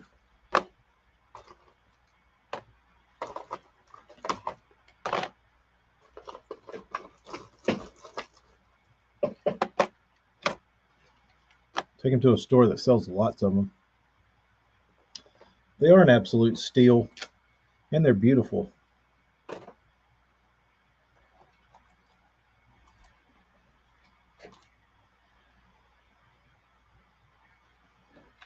There you go. That's it. That's it, Sean. I think Darius is cutting his grass or fishing, so I haven't seen him yet. South Jersey, unfortunately, I'll be trick or treating. I won't be able to. Tune in. Burns said it. I didn't.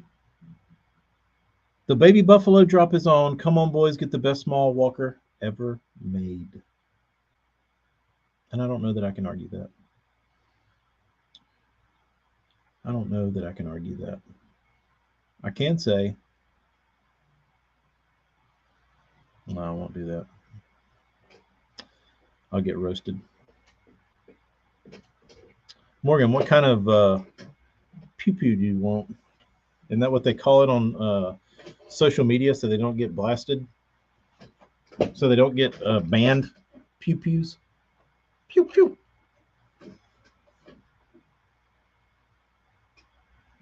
Take them socks over in a monthly box that all the soft plastics BS in the hookup tackle box. That's pretty pretty funny. That is pretty funny.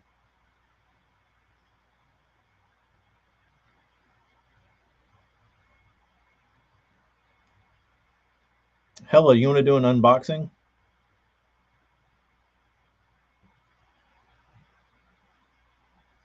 I'll send you a dirty pair of bass socks and some other bullshit around the shop, and you could do a Tackle Crafts monthly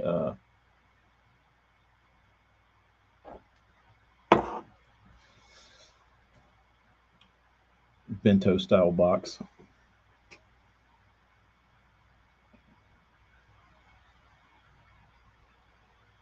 What do small tackle shops stay in business? Like, what's their main source of income for most smaller tackle shops? Like, what products do they make the most of?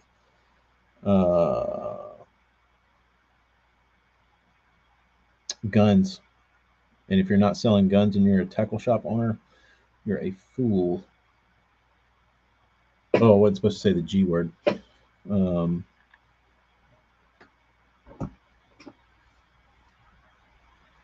You are talking gibberish to me.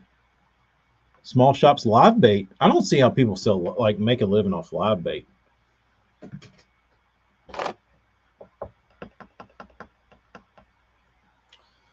The tackle camp unboxing, the members only box, and it's a dirty pair of fish socks, some airbrush thinner, some split rings.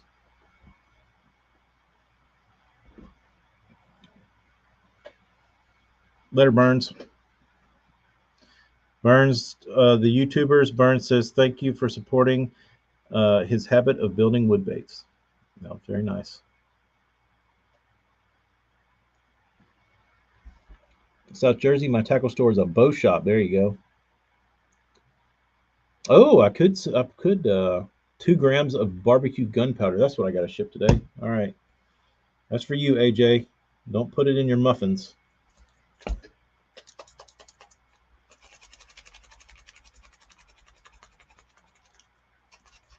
Live bait and terminal tackle keep the doors open up north. That's good to know. You got to think, dude. I was asking my dad, like, I was like, what's like a dozen shrimp cost? And he was like, I don't know. And he gave me the number. I was like, dude, if you sell like a couple hundred shrimp a day, even more, I was like, that's like $100 worth of shrimp that your store made. $100. Like, how do these bait shops survive?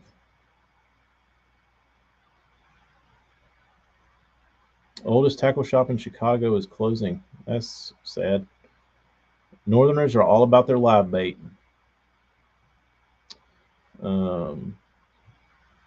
You could actually do limited T-shirts in the tackle camp box. Yes, I could. Yes, I could. And it would be more fun. I've got some really good designs. Actually, the problem with some of my designs, AJ, I have right now, is that they would be good as a freestanding brand. So not that I would ever try and like rebrand or like start another brand, but I have a few ideas that would be strong on their own, that I feel like would almost just be a waste of a t-shirt, if that makes sense. So I don't really know what to do with that. The Northern Boys have leeches for sale everywhere. Henry's Sports in Chicago. Cheap Bass monthly muffin box. There you go. My muffins aren't bland.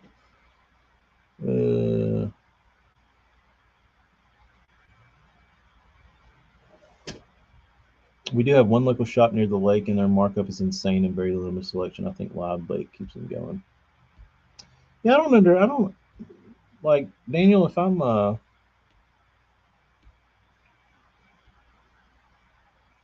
Like if you have one person that comes in a month that buys a pack of your overpriced worms, wouldn't it be better to drop your price and sell to the 4 people that walked in that were turned away by your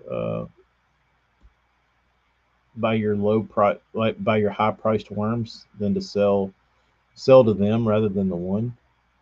If your live bait's keeping you alive. JC, look at the catch drug in.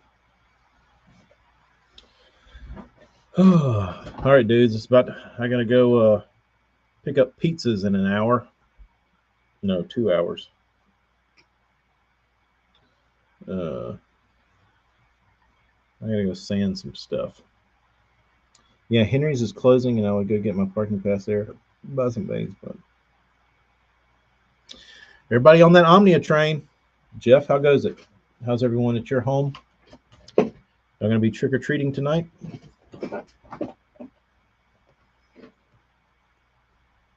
Later, hello.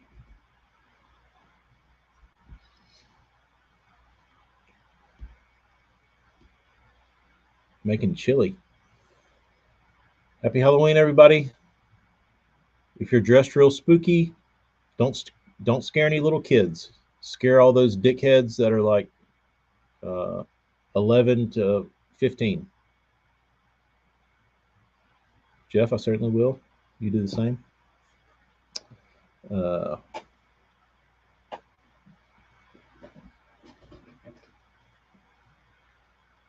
AJ, when I was in Kansas, they had this place that made cinnamon rolls that were like this big around. Probably the best cinnamon roll I've ever had in my life. It was at a place in Eureka, Kansas called the Copper Kettle. And some, like, I want to say it was some old granny or some old dude in town would make them for them. And they were nuts. Uh,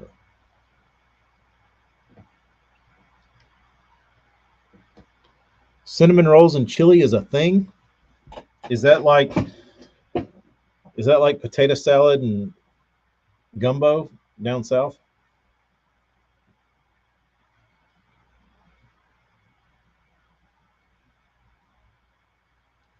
Let me hear from you northerners. Do you eat chili and cinnamon rolls? You mean simultaneously, or is that dessert after the chili? AJ, why don't you do like a hybrid chili that incorporates a few flavor profiles from the cinnamon roll into the chili, so you get a little cinnamony, sweety peanut butter and jelly with a bowl of chili. Are y'all nuts?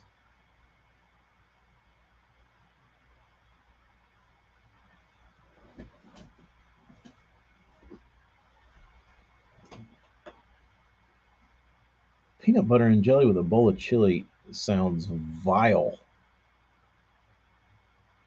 But I guess don't knock it till you try it. I'm trying to think if I have any weird eating habits that people would. Like if I feel like to pair anything that people would find disgusting.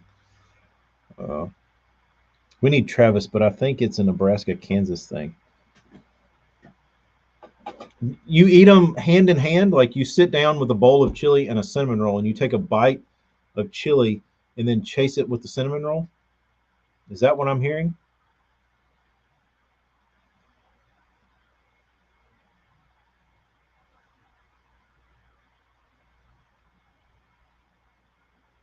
Correct me if I'm wrong here. But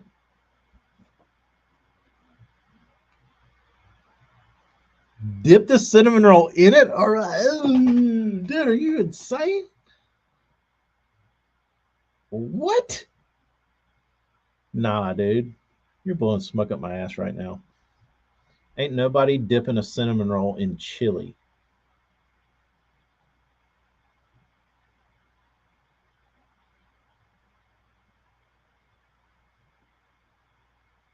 Somebody make me feel like I'm not crazy. AJ, why don't you do a live today? Or whenever. Why don't you do a little live feed of you and your compadres Sitting around on a nice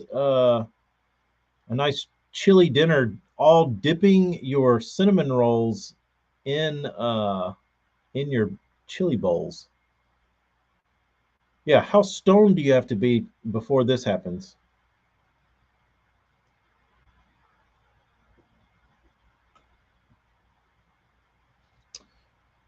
Rich says he's from up north. No effing way.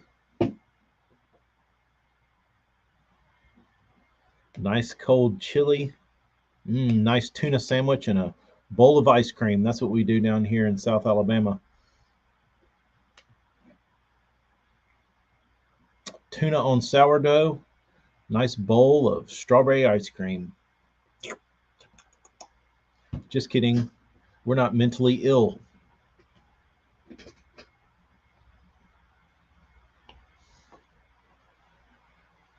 This is probably the most bizarre thing I've ever heard. Chili and cinnamon rolls. I stopped eating chili after I released how Wendy's chili was made. I've been having PB&J with chili since I was a kid.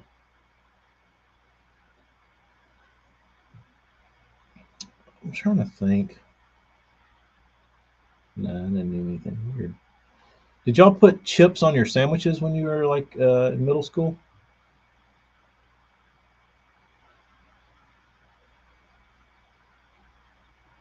I couldn't even do that.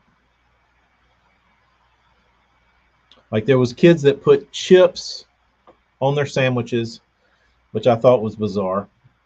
There was also kids on Chicken Finger Day had a Dorito sandwich with no meat, just Doritos and bread. I absolutely still eat chips on sandwiches occasionally now.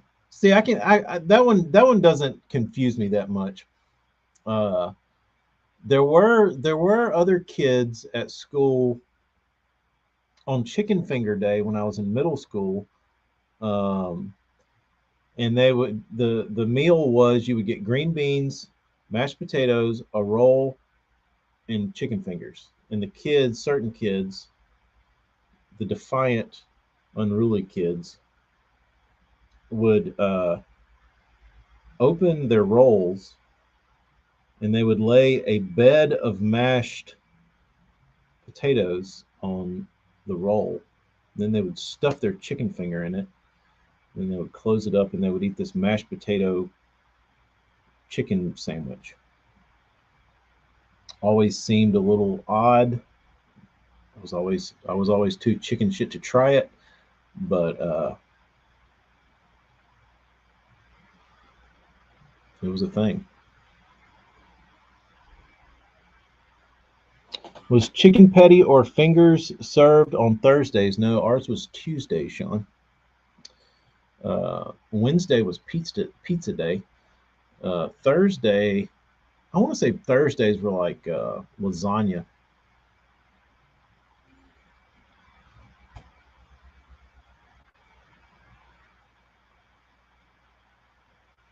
No different than dipping your roll in gravy and stuffing it everything in Thanksgiving. Yeah, I don't do that either. I'm one of those weird guys that doesn't like my food to touch. Hell, I am though. Like like when I was down at uh Escarret where you just left, we ate we went to the Mexican place and uh or whatever it was, whatever that like the sushi restaurant. We went in there and had, maybe it wasn't there, but dude, I was lapping up crickets. They had like cricket guacamole. I was eating all that shit and like bone marrow and all this kind of stuff. But it's like it's it's it's it's certain combinations of food that I won't tolerate. Um, yeah, potato salad and gumbo is good though. Um, I will eat strange things. Just I'm more likely to eat strange things than I am to eat normal things in combination.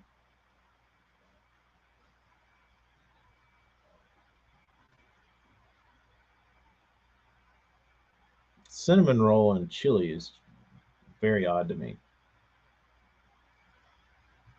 I actually looked at that video when I saw you were down there. Hell, I pulled up the album when we were down there, and I saw that video eating crickets. Yeah, it wasn't bad. They were just. I remember when I watched the video, Amy was like doing the play-by-play, and she was like, "What does it taste like?" I was like, it really just tastes. It's crunchy and it's just kind of salty, and it kind of tastes like a cricket. But it's not like repulsive at all. Tuna ramen sandwich.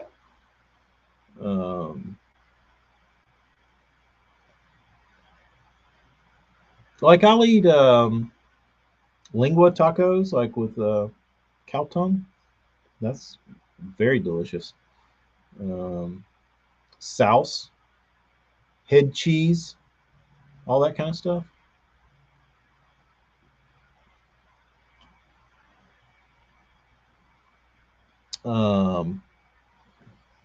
Anybody eat sauce? It's pretty delicious. Get you a cheese and a cracker, piece of sauce. Daddy's goulash, ramen noodles, and a chicken pot pie mixed together with hot sauce.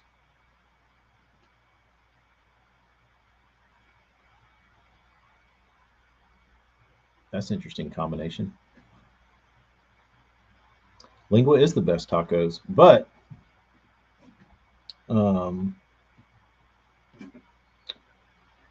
it's a hard nut to crack for somebody when they're not ready for it. When people typically hear tongue, they're like, "Oh, this is gross." It's the same thing with mountain oysters. Like if you can get past the fact that you're eating testicles, they're pretty good. Dip them in enough ranch. Chitlins are good. Yeah, when I was in Thailand, they had lots of bugs. If I weren't so fearful of getting like sick and ruining our trip in Thailand and China, I would have probably been a little more adventurous of an eater. But I didn't go too crazy over there. The one thing I wish I would have eaten was this lady took us beside the road somewhere in like way outside of middle of nowhere in Thailand, and she had barbecue whole rats on skewers, and she was selling them beside the road. And we're like, "Where do you get the rats from?" She's like, "Oh, just around the house." Well, that's good, right in the kitchen. So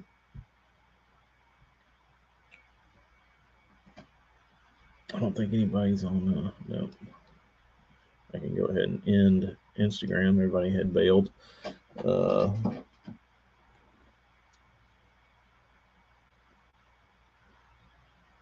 Sauce is pretty much everything left over mixed together, pretty much, but it's good.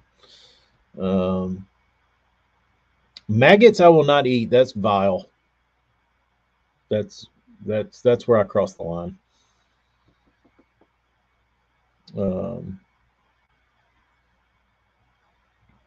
Grilled iguana roadside, yeah, seen that. I wouldn't be past eating iguana. I wanted to try the rats. When we were in China, they had some pretty wild shit. I've got a video walking through this market in China, and it was probably the most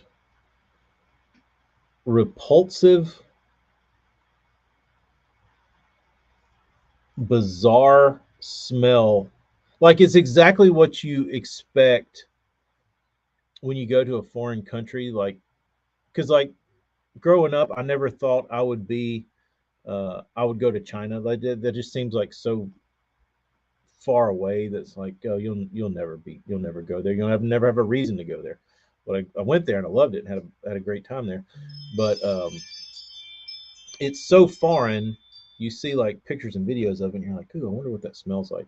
Dude, it smells as weird and bizarre as you think it would, which is what I liked about it, because I didn't want it to smell like something that I could relate to, like something here. Like it was very foreign. Everything that was going on in that market was really weird and really strange. Um, but dude, they had some shit for sale in there on sticks that